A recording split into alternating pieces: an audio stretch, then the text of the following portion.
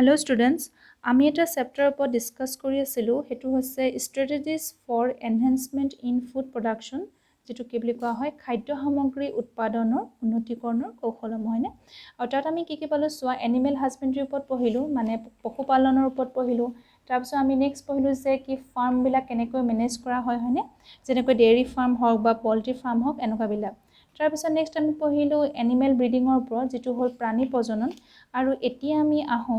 Inter specific হাইব্ৰিডাইজেশন পইণ্টলৈ যেটো কি বুলি কোৱা হয় যে অন্তঃপ্ৰজাতি সংকৰণ ইন্টাৰ স্পেসিফিক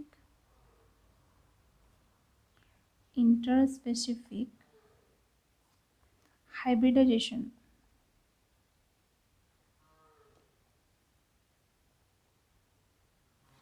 যেটো কি বুলি কোৱা হয় অন্তঃপ্ৰজাতি সংকৰণ আৰু ইয়াত কি হয় সোৱা ফাৰ্ষ্টে ইয়াৰ ডেফিনেশনটো এটো হৈছে যে in this method male and female animals male আৰু যেটো female animals থাকে কিহৰ of two different related species দুটা কি হয় ভিন্ন সম্পৰ্কৰ মেল আৰু ফিমেল যেটো প্ৰাণী থাকে তাৰ মাজত কি কৰা হয় are mated প্ৰজনন কৰোৱা হয় এইটো এটা পদ্ধতি বা মেথড যত কি কৰা হয় দুটা ভিন্ন সম্পৰ্কৰ প্ৰজাতিৰ হয়নে মানে দুটা বেলেগ বেলেগ সম্পৰ্কৰ প্ৰজাতিৰ মাজত যেটো এটা মেল আৰু এটা ফিমেল যেটো প্ৰাণী থাকে তাৰ মাজত কি কৰা হয় প্ৰজনন কৰোৱা হয় আৰু এই যেটো প্ৰসেস এই প্ৰসেসটোকে কি বুলি কোৱা হয় ইন্টাৰ স্পেসিফিক হাইব্ৰিডাইজেশন বা অসমীয়া অন্তঃপ্ৰজাতি সংকৰণ আৰু নতুন যেটো ইয়াত জীৱ সৃষ্টি হ'ব হয়নে হেতু কি হ'ব এই যে তেহেতৰ মেল আৰু ফিমেল বা যেটো তেহেতৰ প্ৰত্যেক যেটো জনু থাকে তাতকৈ উৎকৃষ্ট মানৰ ভাল মানে তেহেতৰ জীৱৰ সৃষ্টি হয় হয়নে আৰু এই যেটো নতুন জীৱ সৃষ্টি হ'ব এই নতুন জীৱটো উৎপাদনৰ যেটো কৃতকাৰ্যতা হেতু উন্নত কৰিবৰ কাৰণে এটা পদ্ধতি ইউজ কৰা হৈছে সেই পদ্ধতিৰ নাম হৈছে কি MOET যেটো কি বুলি কোৱা হয় MOET যাৰ ফুল ফৰ্ম হৈছে কি multiple ovulation embryo transfer technology হয়নে যেটো কি বুলি কোৱা হয় বহু সংখ্যক অণ্ডক্ষৰণ ভ্ৰূণ সংস্থাপন প্ৰযুক্তি হয়নে আৰু এটো ইম্পৰ্টেন্ট হয় তোমালোকে মনত ৰাখিবা নেক্সট তোমালোকৰ দিয়া আছে বি কিপিংৰ ওপৰত বি কিপিং বাকি মৌ পালন অথবা মৌ সংৰক্ষণ হয়নে আৰু ইয়াৰ ডেফিনেশন কেনেকুৱা সোৱা যে বি কিপিং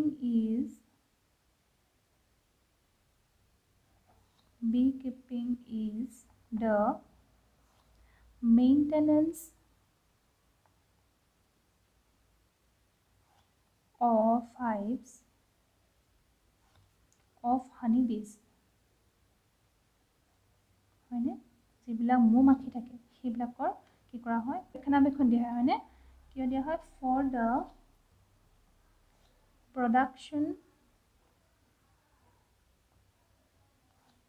of honey কি বুজিলো সোৱা যে বি কিপিং বা মৌ সংৰক্ষণ মানে হল কি যে আমাৰ যেটো হানি বা মৌজুল আমি খাও হানি সেই মৌজুলৰ উৎপাদন কৰিবলৈ কি কৰা হয় এই হানি বীজ বিলাক বা মৌ মাখি বিলাকৰ কি কৰা হয় ৰক্ষণাবেক্ষণ দি পোহপাল কৰা হয় হয়নে আৰু এই বি কিপিংটো আৰু এটা নাম দিয়া হৈছে হেতু আছে কি এপিকালচাৰ বা বি কিপিং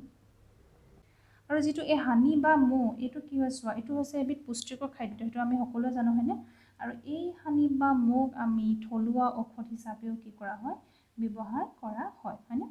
আৰু এই মৌ মাখিবোৰে হানি বীজ বিলাকে কি কৰে জানানে তেতিয়া এটা প্ৰডিউস কৰে সেইবিলাক হৈছে কি বীজ ওয়্যাক্স বুলি কোৱা হয় যিবিলাকক অসমীয়াত কোৱা হয় মুখিতা বুলি আৰু তেহেতি এই বিলাক বস্তু কি কৰে প্ৰডিউস কৰে আৰু এই প্ৰডিউস কৰা বস্তুবিলাক ক'ত ব্যৱহাৰ জানানে ইন্ডাষ্ট্ৰিত ব্যৱহাৰ হয় আৰু কিহৰ কাৰণে ব্যৱহাৰ হয় কিছুমান আমাৰ যিবিলাক কসমেটিক যিবিলাক বস্তু থাকে সেই কসমেটিক্স কিছুমান বস্তু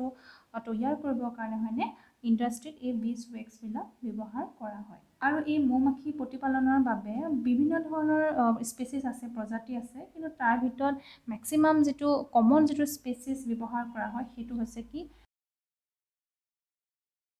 এপিছ ইণ্ডিকা। এইটো ইম্পৰ্টেণ্ট মনত ৰাখিবা। এই মৌ পালন বা বি কিপিঙত আমি ছাকচেছফুল হ'বৰ কাৰণে কিছুমান পইণ্টছ আমি মানি চলিব লাগিব। বুকত কেইবাটা পইণ্টছ দিয়া আছে, তাৰে তোমালোকৰ কেইটামান ইম্পৰ্টেণ্ট পইণ্টছ হৈছে কি, 1 নম্বৰ চোৱা যে নলেজ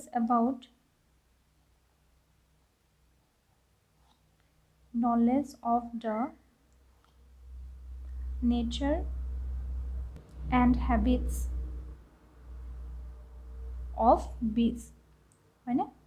কি বুজিলোঁ? যে সেই মৌমাখিবিলাক যিবিলাক আমি মৌমাখি প্ৰতিপালন কৰিম, সেই মৌমাখিবিলাকৰ তেহেঁতৰ যিটো নেচাৰ বা প্ৰকৃতি আৰু তেহেঁতৰ যিটো হেবিটছ বা স্বভাৱ বা তেহেঁতৰ যিবিলাক অভ্যাস সেইবিলাকৰ বিষয়ে আমি কি কৰিব লাগিব, প্ৰথমে আমাৰ এটা নলেজ থাকিব লাগিব, জ্ঞান অলপ থাকিব লাগিব, হয়নে? আৰু নেক্সট পইণ্টটো হৈছে কি চোৱা, চিলেকশ্যন অফ suitable location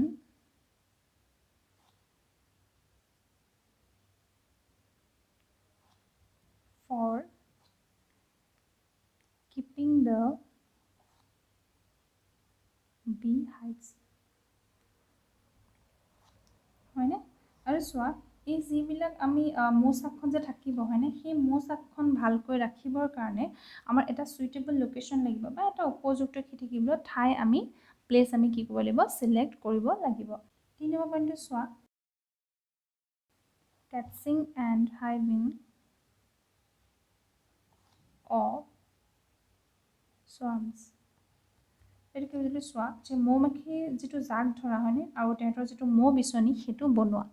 আৰু ইয়াৰ উপৰিও তোমালোকৰ কেইবাটাও পইণ্টছ দিয়া আছে, কিন্তু আমি ইম্পৰ্টেণ্ট ফাৰ্ষ্টে এই পইণ্টকেইটা জানিব লাগিব, হয়নে? তাৰ বাহিৰে চোৱা ঋতু অনুযায়ী বা ছিজন অনুযায়ী কি কৰা হয়, এই যিখন মৌ বিচনীখন আছে সেই মৌ বিচনীখনত কি কৰা হয়, পৰিচালনা কৰা হয় বা তেহেঁতক কি কৰা হয়, মেনেজমেণ্ট কৰা হয়, হয়নে? আৰু নেক্সট আৰু এটা হৈছে কি, যিটো মৌ সীতা বুলি তোমালোকক কৈছিলোঁ, বি ৱেক্স, হয়নে, আৰু যিটো মৌজোল, আৰু সেই মৌজোল আৰু যিটো বি ৱেক্স তেহেঁতৰ কি কৰা হয়, কালেকশ্যন কৰা হয় বা তেওঁলোকক সেইবিলাককো কি কৰা হয়, মেনেজ কৰা হয়। এইকেইটা কি আছিলে চোৱা, যে বি কিপিং বা মৌ পালনত আমি ছাকচেছফুল হ'বলৈ যিকেইটা পইণ্টছ মানি চলিব লাগে সেইকেইটা, হয়নে? তোমালোকৰ বুকত ভালকৈ দিয়া আছে, point wise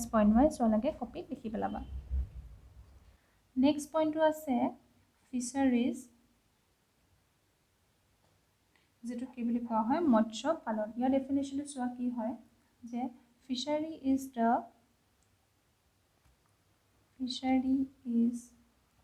N industry devoted to the catching, processing or selling of fish,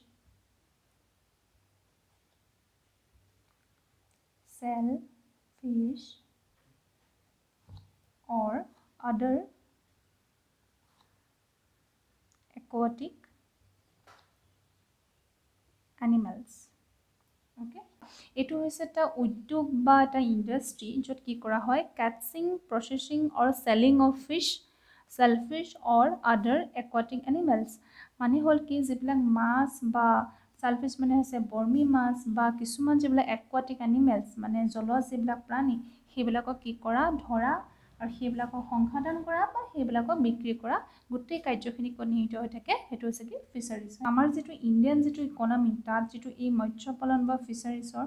এটা ইম্পৰ্টেণ্ট এটা কি আছে, স্থান আছে। কাৰণ চোৱা বহুতৰে কি হয়, এইটো একমাত্ৰ কিছুমানৰ জীৱিকাই হৈ পৰিছে কি এই মৎস্য পালন বা ফিচাৰি। আৰু চোৱা, আৰু বৈজ্ঞানিক পদ্ধতিৰে আমাৰ কি কৰা হৈছে, কিছুমান যিবিলাক একুৱাটিক এনিমেলছ বা কিছুমান একুৱাটিক যিবিলাক প্লেণ্টছ তেহেঁতৰ উৎপাদনটো বৃদ্ধি কৰিবৰ কাৰণে দুটা কি কৰা হৈছে, বৈজ্ঞানিক পদ্ধতি ইউজ কৰা হৈছে। সেই দুটা হৈছে কি চোৱা, aquaculture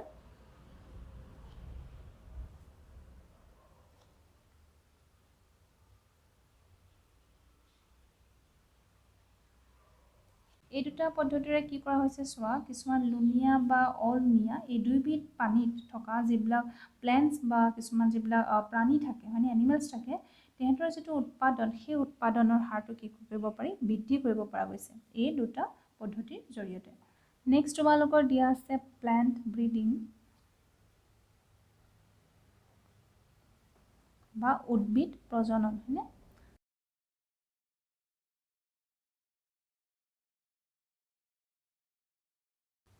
plant breeding is the purposeful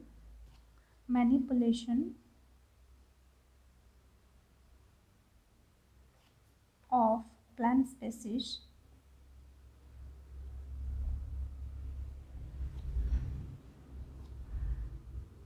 in order to create desired plant types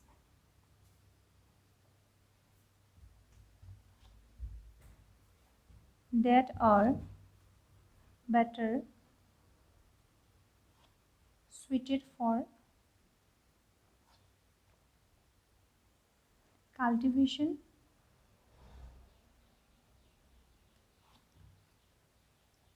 give better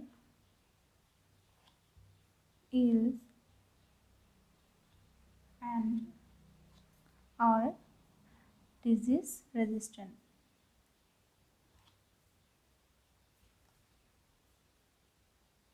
বৈজ্ঞানিক ভিত্তিত বা সাইন্টিফিক্যালি যেটো পদ্ধতিৰ দ্বাৰা হয়নে মানে উদ্ভিদৰ নিয়ন্ত্ৰিত যেটো প্ৰজননৰ দ্বাৰা কি কৰা হয় উন্নত মানৰ বা অধিক উৎপাদনক্ষম বা ডিজিজ ৰেজিস্টেন্ট মানে হেতু হৈছে কি ৰোগমুক্ত কিছুমান উদ্ভিদ পাবৰ কাৰণে কি কৰা হয় কোনো নিৰ্দিষ্ট কিছুমান উদ্ভিদৰ স্পেচিছক কি হিচাপে ব্যৱহাৰ কৰা হয় উদ্দেশ্যমূলক হিচাপে ব্যৱহাৰ কৰা হয় আৰু এই যেটো প্ৰক্ৰিয়া বা গোটেই প্ৰচেছটো হেতুকে কি বুলি কোৱা হয় প্লান্ট ব্ৰিডিং বা উদ্ভিদ প্ৰজনন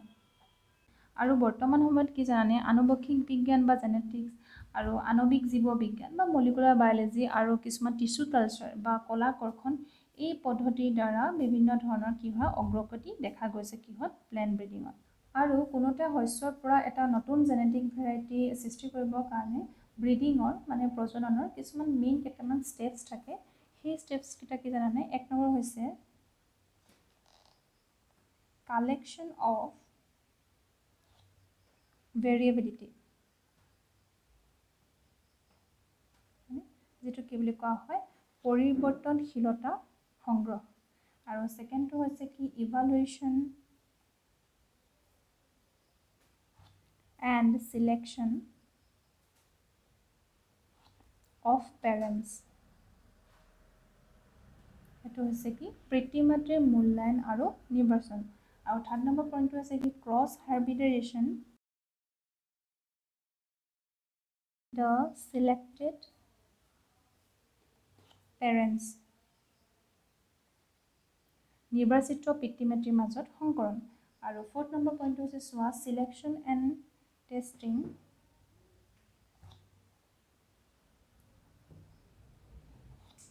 of superior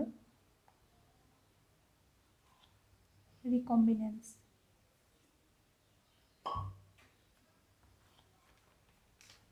যেটো কি বুলি কোৱা হয় উৎকৃষ্ট পুনঃ সংযোজিত উদ্ভিদৰ নিৰ্বাচন আৰু